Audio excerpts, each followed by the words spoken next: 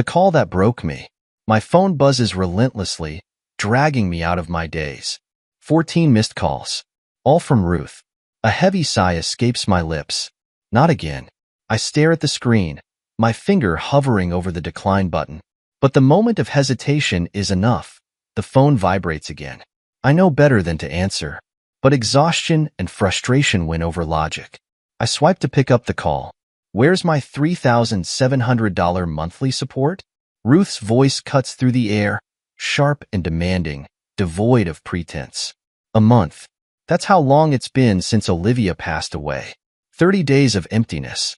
30 nights of waking up, expecting to see her beside me, only to be met with silence. My world is a hollow shell, caving in from the inside. And yet, here Ruth is, treating my grief like a minor inconvenience, an obstacle between her and her precious money. My grip on the phone tightens. She doesn't even care.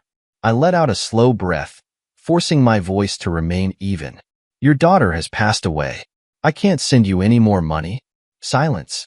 A long pause. Then, something I never expected. Laughter. Chilling, merciless laughter. My stomach turns. There's no grief in that laugh. No sadness. No anger. Just amusement. Oh, that means I get a share of her inheritance, doesn't it? My blood turns to ice. I clutch the phone, feeling my pulse in my fingertips. She isn't shocked. She isn't devastated. She isn't even pretending to be. She only sees a payday. A burning sensation rises in my chest, spreading like wildfire. I thought I had reached my limit, thought grief had already stolen everything I had to give. But this is a new kind of agony. Because in this moment, I understand. Ruth never loved her daughter. And I was just a means to an end. Love, marriage, and an unexpected burden. I never expected my life to change in an instant, but meeting Olivia was exactly that. An instant shift, a before and after moment. She was the kind of person who lit up a room without trying. Her laugh had this effortless charm. Her kindness felt like a warm embrace, and her love for art and travel made every day an adventure. We met at an art gallery, both admiring the same abstract piece. It looks like a storm, but if you stare long enough, you see the sunlight breaking through, she had said, tilting her head as she studied the painting. Or maybe the storm is swallowing the sun, I countered, smirking. She laughed. Glass half empty kind of guy? Realist, I corrected. But the truth was, I had never been optimistic about love. That was before her. We were inseparable after that. Olivia was my safe place, my home, my peace. Marrying her was the easiest decision of my life. Then, I met Ruth. Our first meeting was at dinner, a week after Olivia and I got engaged. I was nervous, but hopeful. Olivia spoke about her mother sparingly, never with warmth, but I figured she was just protective. After all, I was about to marry her only daughter. But the moment I stepped into Ruth's house, I knew something was off. Her eyes roamed over me, assessing, judging, before she even greeted me. Her lips curled slightly in disapproval. "You're rather plain," she said instead of a hello, her voice dripping with unimpressed disdain. "What does Olivia see in you?" The words stung, but I brushed them off, choosing to laugh lightly. I glanced at Olivia, expecting her to intervene, and she did. Her eyes flashed with anger as she took my hand. "He's everything you failed to recognize in a good man," she snapped. I expected Ruth to argue, to at least pretend to be the concerned mother. But instead, she smirked, sipping from her wine glass as if Olivia had merely complimented the food. "Let's hope he can provide," she mused, her tone almost indifferent. The night went downhill from there. She barely asked me any personal questions, never seemed interested in getting to know me. It wasn't just disapproval, it was dismissal. And yet, Olivia held my hand tighter, whispering a soft, "I'm sorry," when Ruth wasn't looking. I should have known then that this woman would be trouble. But I had no idea just how deep her greed ran. 3 nights before the wedding, I overheard them arguing in the kitchen. I hadn't meant to eavesdrop. I had gone to get a glass of water when their hushed voices stopped me in my tracks. "You'll still send the allowance, right?" Ruth's voice was sharp, urgent. "Mom, please." Olivia sounded exhausted, almost pleading. Can we not talk about this right now? You think just because you're getting married, your responsibilities disappear? That money isn't a luxury, Olivia. It's survival. Survival? Olivia scoffed. You live in a 5-bedroom house and drive a luxury car. That's not survival. That's excess. I raised you. I sacrificed for you. It's only fair you give back. There was silence, then a defeated sigh. I'll keep sending the money, Olivia muttered. I walked away before she saw me. Something about the exchange unsettled me.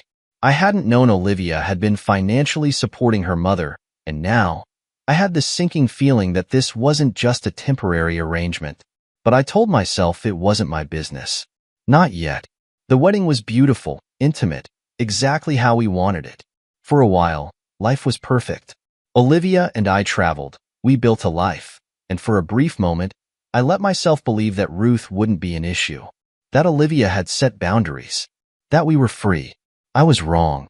2 months into our marriage, my phone rang. It was Ruth.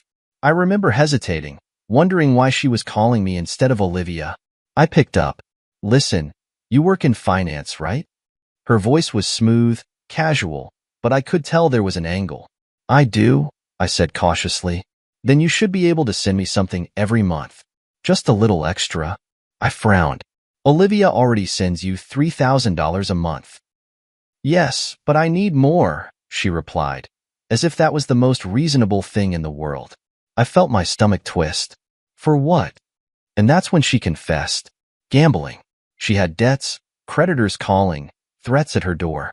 If Olivia really loves me, she won't let me suffer, she sighed dramatically, as if she were the victim in all this. So between the two of you, I'm sure you can send an extra $700. Just for now. My blood boiled. I wanted to tell her no, to tell her she was on her own. But then I thought of Olivia, the way she always tried to keep the peace, how exhausted she looked whenever her mother's name was mentioned. So I agreed. $700. A temporary fix. Just for a year, Ruth promised. I didn't believe her. But for Olivia, I let it slide. What I didn't know was that I had just opened a door that would never close. The debt that would never end. The first time Ruth called me directly, I should have known I was in trouble. That was the moment my role in her life changed. From Olivia's husband to Ruth's personal ATM. At first, I tried to justify it. Olivia loved her mother. She had been sending Ruth money long before I came into the picture, and I didn't want to be the reason for tension between them. So, when she asked for that extra $700, I convinced myself it was temporary. Just a small price to pay for peace. But peace was an illusion. 1 year passed, then 2, and the payments never stopped. Instead, they grew. It started with small excuses, higher bills, rising costs, unfortunate circumstances. Every month, a new reason why she needed just a little more. I had to replace the car battery.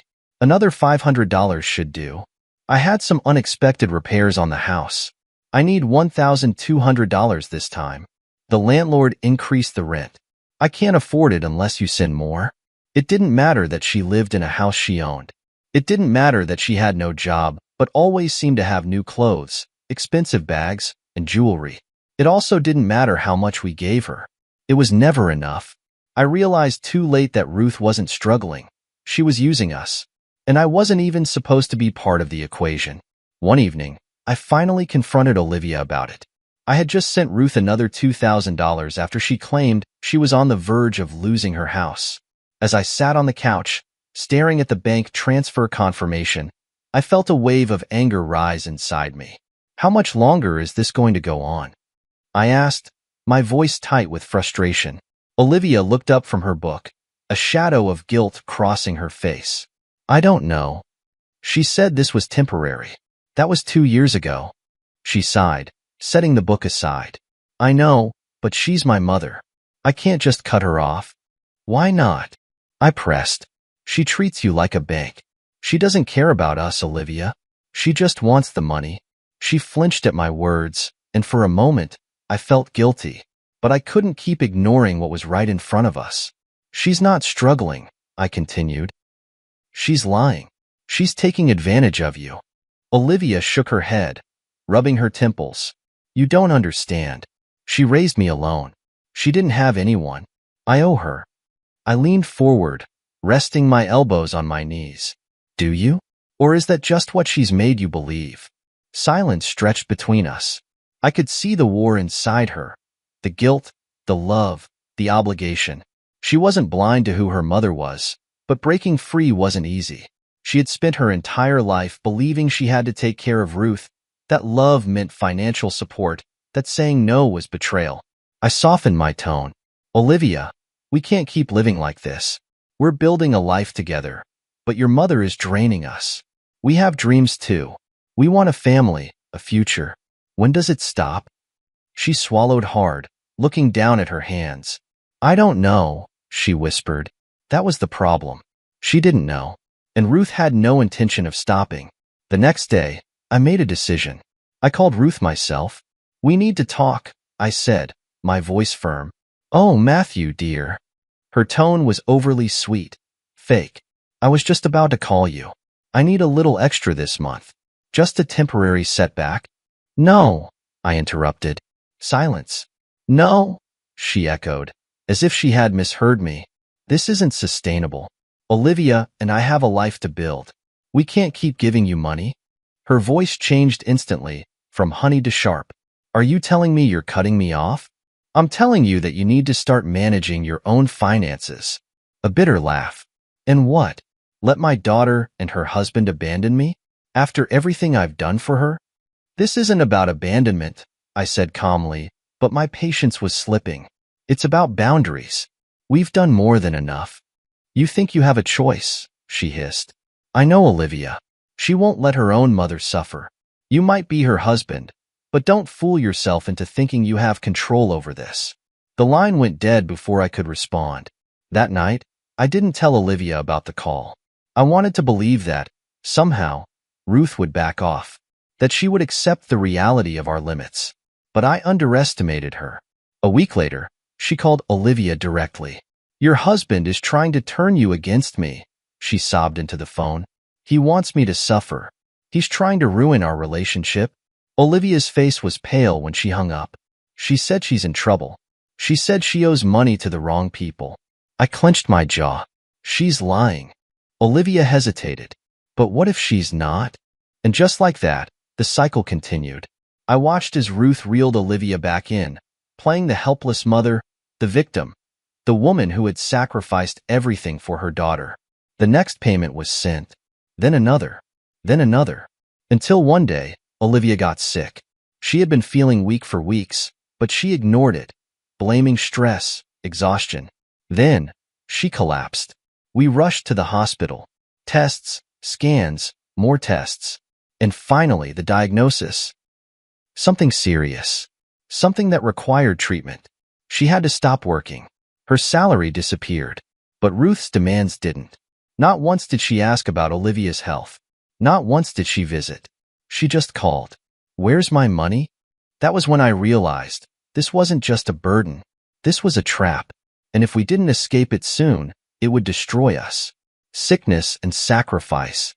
The day Olivia collapsed was the day everything changed. I had seen the signs for weeks, her exhaustion, the way she struggled to keep up with daily tasks, the way her once bright energy seemed to dim little by little.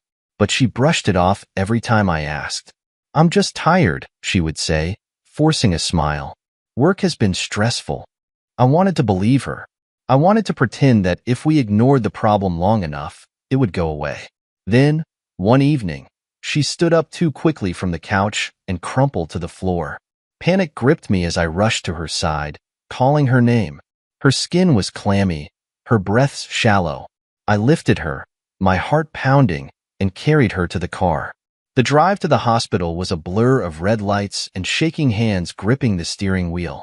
Hours later, after what felt like an eternity of waiting, a doctor approached me with a clipboard. His face was unreadable.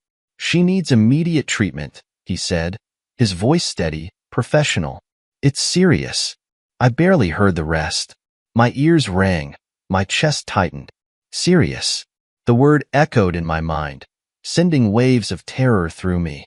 I sat beside Olivia's hospital bed, holding her fragile hand in mine. Her face was pale, her body weak, but she still managed a tired smile. "Guess I should have listened to you sooner," she whispered. Tears burned behind my eyes. "We're going to fix this," I promised. "You just focus on getting better." The hospital bills came fast and without mercy.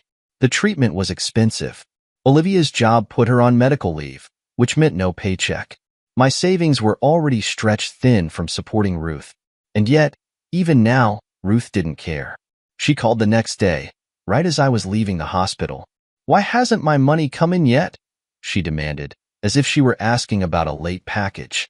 I gritted my teeth. "Olivia is in the hospital, Ruth. She's sick. We need to focus on her right now." A pause. A brief flicker of silence that almost made me believe she felt some kind of concern. But then, "That's unfortunate, but I still have my own problems. I need that money." My grip tightened around my phone. I had never felt such hatred for another human being. "Are you even listening?" I hissed. "Your daughter is fighting for her life, and all you care about is a bank transfer? What do you expect me to do about it?" she shot back, her voice sharp. "I can't pay my bills with pity. Olivia's issues don't erase my needs." My hands trembled with rage. "She needs treatment. We don't have money for you anymore." Silence. Then, an ugly scoff. "If Olivia can't pay, you will. I'll make you the guarantor." I nearly dropped the phone. "Excuse me?" "I'll take out a loan and list you as responsible for it," she said casually, as if she were talking about the weather. "You're her husband. That means you take care of her obligations." It wasn't an empty threat. Ruth had a way of manipulating legal loopholes, of twisting situations to her advantage. If she did this, I could be tied to thousands of dollars in debt. A slow, terrifying realization crept over me. This woman didn't just want money. She wanted control. She was willing to drag us into financial ruin, even as her daughter lay in a hospital bed, just to keep herself comfortable. Something inside me snapped. "You will do no such thing," I said, my voice lower, colder than I'd ever heard it. "This ends now, Ruth. You are not getting another cent from us." She laughed, a cruel, condescending sound. "You think Olivia will allow that? She knows she owes me. She'll never cut me off." I turned to look at my wife, asleep in her hospital bed, hooked up to machines, her body exhausted from years of stress, from carrying the weight of a woman who never once carried her. She didn't know Ruth a damn thing. "Watch me," I said, and hung up. That night, I sat by Olivia's side, stroking her hand as she slept. When she finally woke up, her tired eyes met mine, and for the first time, I saw it, the unspoken exhaustion, the years of guilt weighing her down, the constant battle between loving her mother and being suffocated by her. "It's time we end this," I whispered.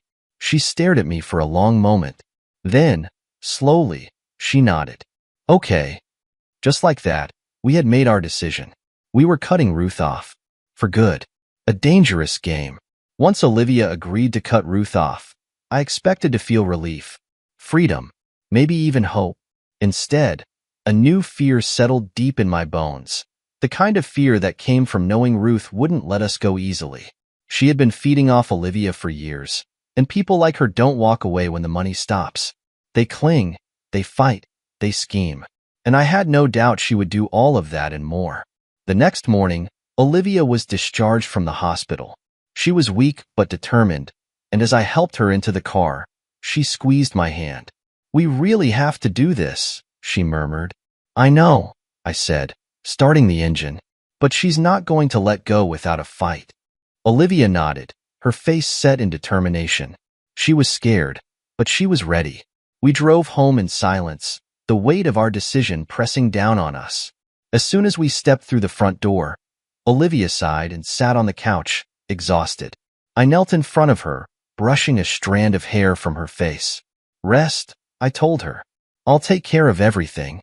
She hesitated. "You don't have to handle this alone." "I know," I said, "but I need you to focus on getting better. Let me deal with Ruth." She gave me a weak smile. "Be careful. She's manipulative." "I know," I repeated. "I didn't just plan to be careful. I planned to end this once and for all." That night, I formulated a plan. A simple one. Really, one that would expose Ruth for exactly what she was. I was going to fake Olivia's death. Not permanently, of course, just long enough to see Ruth's true colors. If Olivia was truly nothing more than a paycheck to her, she would show her greed the moment she thought the money was gone. And once Olivia saw it for herself, she would never feel guilty again. Are you sure about this? Olivia asked the next morning, sitting at the kitchen table as I laid out the plan. You already know how she feels about you, I said, but I need you to hear it with your own ears. No more what-ifs. No more guilt. You need to see her for who she really is. She exhaled slowly, nodding. Okay, let's do it. We rehearsed what I would say, how I would sound when I broke the news to Ruth. Olivia would stay hidden, resting, while I handled the call. I picked up my phone, took a deep breath, and dialed Ruth's number. She answered on the first ring. Where's my money? No greeting, no concern, just cold, sharp entitlement. I closed my eyes for a moment, then forced my voice to shake. Ruth. I exhaled heavily, letting silence stretch between us. Olivia. She's gone. Silence. I held my breath, waiting. Then, a low chuckle. Gone, she echoed. I swallowed hard, trying to make it sound real. She passed away last night. I didn't know how to tell you. Silence again. Then, the laughter came. Not soft, not broken, but cruel and unrestrained. Well, that's unfortunate, she said, her tone light, almost amused. My grip on the phone tightened. That's all you have to say? I asked, letting my voice crack with real anger. She sighed, almost impatiently. Look, it's sad, I guess. But that means I get a share of her inheritance, doesn't it? I felt like I had been punched in the gut.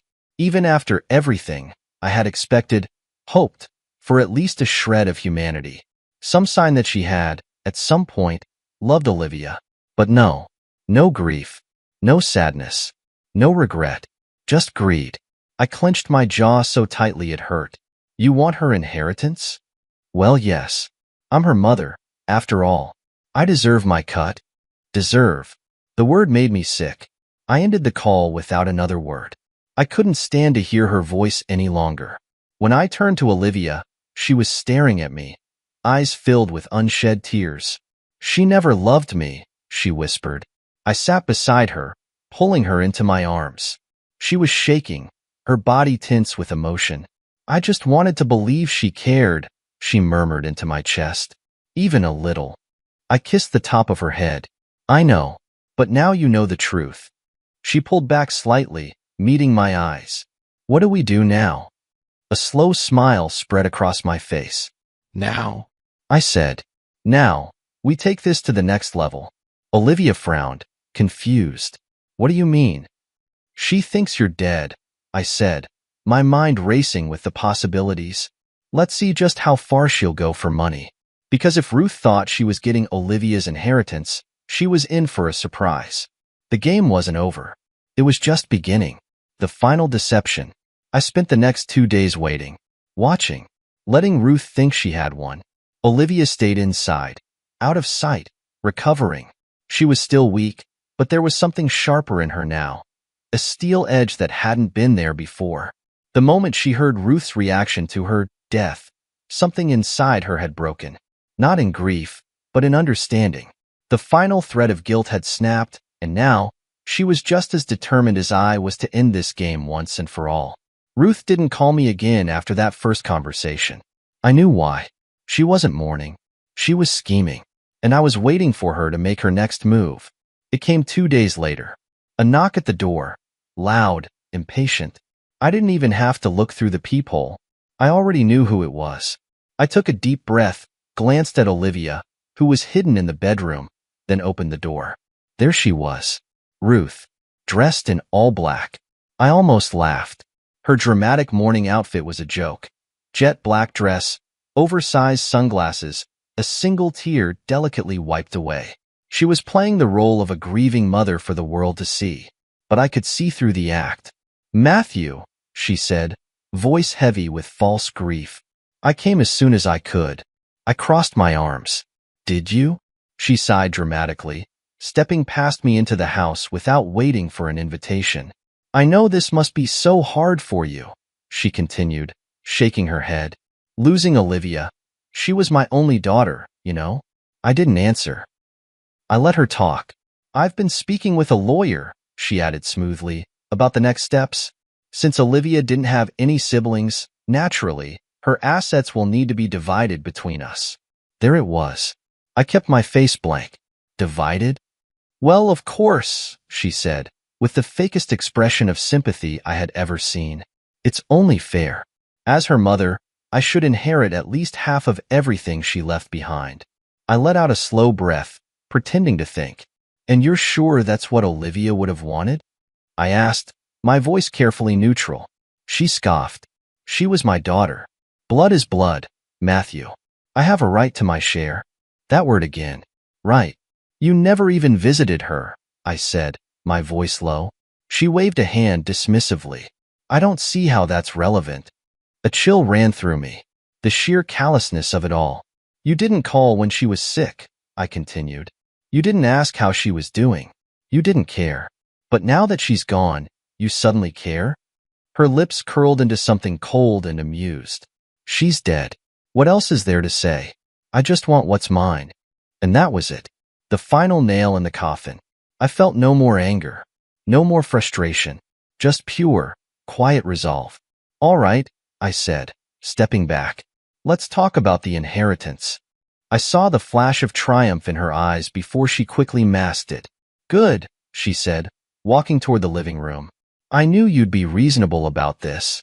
I followed her, my heart pounding, not with nerves, but with anticipation, because she had no idea what was about to happen next. I gestured for her to sit. She did.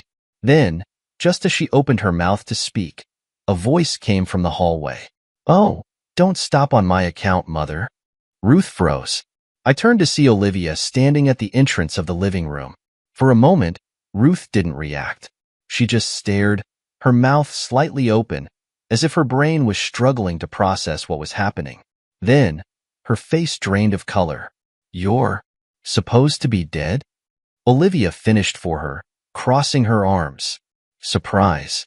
Ruth shot up from the couch so fast that it nearly toppled over. What the hell is this? She hissed, her voice no longer sweet or sympathetic. Olivia took a slow step forward. This, she said, tilting her head. This is me finally seeing you for who you really are. Ruth's breathing turned sharp, her nostrils flaring. You lied to me? Olivia let out a cold laugh. Lied? You mean the way you lied to me for years? Manipulated me? Took my money and never cared if I lived or died? Ruth's expression twisted with something dark. I did what I had to do. No, Olivia said. You did what was easiest. What was selfish? What was cruel? Ruth's eyes darted between us, realization sinking in. You set me up. I leaned against the wall, arms crossed. We just wanted to see how you'd react. And you didn't disappoint. Ruth's fists clenched. You think you can just cut me off? After everything I've done for you? Olivia's jaw tightened. What have you done for me, Mother? Silence. No, really, Olivia pressed, her voice shaking now. Tell me, when I was sick, where were you? When I needed comfort, where were you? The only thing you ever cared about was money. You don't love me. You never did. Ruth's face contorted, her mask slipping entirely. You ungrateful little... Stop, Olivia interrupted, her voice firm. This is over. You are not entitled to a cent of my money, my life, or my time. We're done. Ruth's face twisted with rage. You'll regret this. Olivia didn't flinch. No, Mother. The only thing I regret is ever believing you loved me. Ruth stared at her, breathing heavily, before turning to me. You did this, she spat. No, I said. You did this to yourself. She let out a sharp breath, glaring at both of us. Then, she stormed toward the door. You think you're free of me? She hissed, looking back one last time. This isn't over. But it was. We watched as she walked away, slamming the door behind her. And for the first time in years, the house felt lighter. Olivia let out a shaky breath, then turned to me. Did we really do it? She whispered. I pulled her into my arms. Yeah, I murmured into her hair. We did. She exhaled against my chest, and for the first time in forever, I felt it. Peace. We were finally free. Cutting the cord. The silence after Ruth left was unlike anything I had ever experienced. It wasn't just the absence of noise. It was the absence of her. The weight, the pressure, the manipulation. All of it had finally been lifted, and yet, Olivia and I stood frozen in the living room, as if waiting for something else to happen. She's really gone, Olivia whispered, still staring at the door as if Ruth might barge back in any second. I squeezed her hand. Yeah, she is. She let out a slow breath, nodding, but I could see the war happening inside her. Relief and grief, anger and sadness. Cutting ties with someone, even someone as toxic as Ruth, wasn't easy. It was a lifetime of conditioning being undone in a single moment. I guided her to the couch, sitting beside her. How do you feel? She swallowed hard. Like I just jumped off a cliff, and I'm not sure if I'm going to land safely or crash. I wrapped an arm around her, pulling her close. You won't crash. You're finally free. She closed her eyes, leaning against me. For a moment, we just sat there, the quiet settling around us. But I knew this wasn't the end. Ruth might have stormed out, but people like her didn't just disappear. We spent the rest of the evening trying to process everything. Olivia barely touched her dinner, pushing her food around the plate before finally setting down her fork with a sigh. I don't know what to do now, she admitted. You live, I said simply. Her lips pressed together. She's going to try something, you know? She's not the type to just walk away. I know, I agreed, but we're prepared. She has nothing on us anymore. The financial support is done. You don't owe her anything. She's on her own now. She bit her lip, nodding slowly. But the thing about manipulation is that even when you break free, the scars remain. And Ruth wasn't finished with us yet. The first message came the next morning. Olivia's phone buzzed while we were eating breakfast. She glanced at the screen, and her entire body tensed. It's her, she murmured. I didn't need to ask who. What does she want? I asked, already expecting the worst. Olivia hesitated, then read it aloud. You'll regret this. You think you can abandon your own mother? I made you who you are. You're nothing without me. I felt a slow, simmering anger rise in my chest. Even now, she was trying to assert control, trying to make Olivia doubt herself. Block her, I said. Olivia hesitated. What if? No, I cut in gently, reaching for her hand. No more what ifs. No more second chances. She showed you exactly who she is. You don't owe her another moment of your peace. She took a shaky breath, then, with trembling fingers, pressed the block button. It should have been the end, but it wasn't. That evening, as we were settling in for the night, the call started. Not to Olivia's phone. She had blocked Ruth. But my phone lit up, the name flashing across the screen like a bad omen. She's calling you? Olivia asked, sitting up in bed. I clenched my jaw. She's desperate. I let it ring. Then another call. Then another. Voicemail after voicemail, each more frantic than the last. You can't do this to me. You owe me, Matthew. You married my daughter. That means you take care of her family. I won't survive without you. And then, fine. If you won't help me, I'll make sure everyone knows what kind of people you are. You think you can just abandon your own flesh and blood? People will turn against you. That was when I knew she was escalating. She's trying to guilt trip us, Olivia said, shaking her head. She's hoping we'll break. She's playing the victim, I muttered. I deleted every voicemail without listening past the first few words. Ruth had no more power here. Or at least, that's what I thought. The next morning, Olivia's phone rang. A different number. She hesitated, then answered. Hello? I watched as her expression morphed from confusion to horror. Wait, what? No, that's not true. My heart pounded. What is it? She slowly pulled the phone from her ear, staring at the screen like it had betrayed her. That was one of my old colleagues, she whispered. Ruth's been calling people, telling them we left her homeless, that we stole her money and abandoned her. I clenched my fists. Of course, she couldn't manipulate us anymore, so she was trying to manipulate others. She's trying to ruin us, Olivia murmured. I exhaled sharply. She can try, but she has no real power. Olivia let out a hollow laugh. You don't know my mother. She thrives on pity. If she tells enough people, someone will believe her. Someone will help her. And then she'll have another source of money, another victim. And that's not our problem, I reminded her. She looked at me, eyes wide. But what if it is? What if someone gives her money and she keeps going? What if she never stops? I took her hands, steadying her. Listen to me. We have done our part. We have given more than we ever should have. She will find someone else, Olivia, because she's a parasite. But that's no longer our burden to carry. Her shoulders slumped. I just wanted to help her, she whispered. I know. I pressed a kiss to her forehead. But you can't help someone who only wants to take. She nodded slowly, tears forming in her eyes. I need to stop caring. Not stop caring, I corrected. Just stop feeling responsible for someone who never took responsibility for herself. And that was it. The final cut. The last piece of guilt falling away. We weren't just free. We were finally untangled. Freedom and the aftermath. The first week after cutting Ruth off felt surreal. Every morning, I expected Olivia's phone to ring with her mother's demands. Every time I checked my messages, I braced myself for another guilt-laden voicemail. But there was nothing. The silence should have been comforting, but at first, it wasn't. It was eerie, like the quiet before a storm. Olivia was struggling too. I could see it in the way she hesitated before unlocking her phone, in the way her body tensed every time we passed an unfamiliar number on the caller ID. She wasn't waiting for Ruth to apologize. She knew that would never happen, but she was waiting for the next move, the retaliation. And I didn't blame her. People like Ruth didn't just disappear. They found new ways to manipulate, new ways to squeeze themselves back in. So we stayed alert. By the second week, we started to settle into the quiet.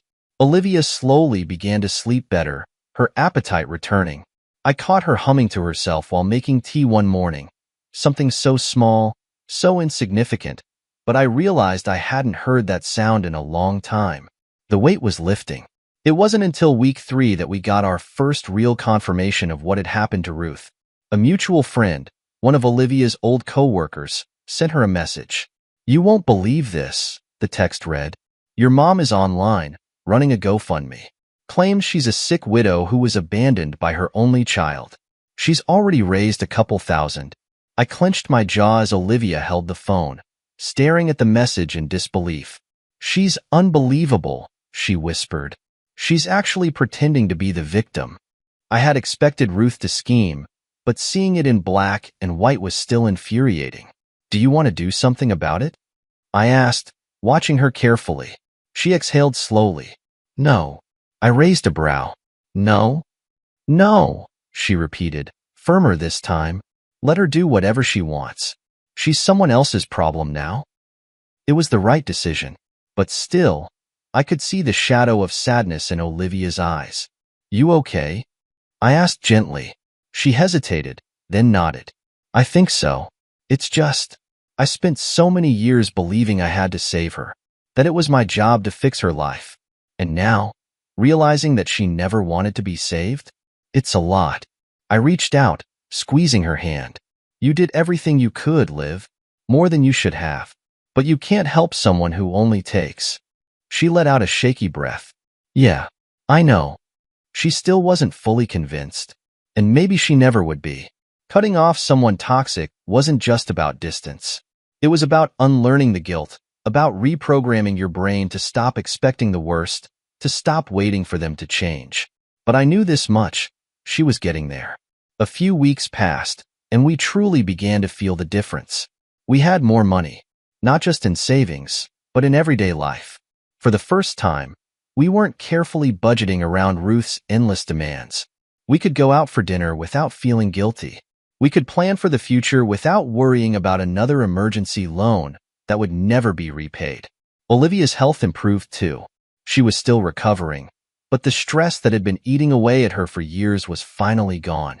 One evening, we sat on the balcony, watching the sunset with our fingers intertwined. She looked more at peace than I had seen in a long time. We did the right thing, she murmured, resting her head against my shoulder. Yeah, we did. She was finally saying it with certainty. That night, as we got ready for bed, Olivia hesitated by the mirror, brushing her fingers against her reflection. I feel like I'm meeting myself again, she admitted softly. Like, I don't know who I am without all the weight I was carrying. I wrapped my arms around her from behind, pressing a kiss to her temple. Then let's find out together. She turned to face me, her eyes shining with something new. Yeah, she whispered. Let's. And just like that, I knew. This was our real beginning. Free from Ruth. Free to finally live. A life without her. The first real test of our new life came when Olivia got a message from one of her relatives, a cousin she hadn't spoken to in years. Hey, I heard about your mom. Is it true you abandoned her? The words were short, simple, but they sliced through the progress Olivia had made. I saw it in the way her shoulders stiffened, the way her breath hitched just slightly as she read the message over and over again, as if searching for hidden meaning. I reached for her phone. Ignore it. She hesitated.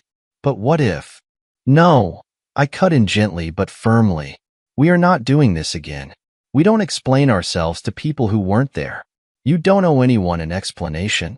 She let out a slow breath and nodded, locking the phone. You're right. It still stings. I know. I squeezed her hand.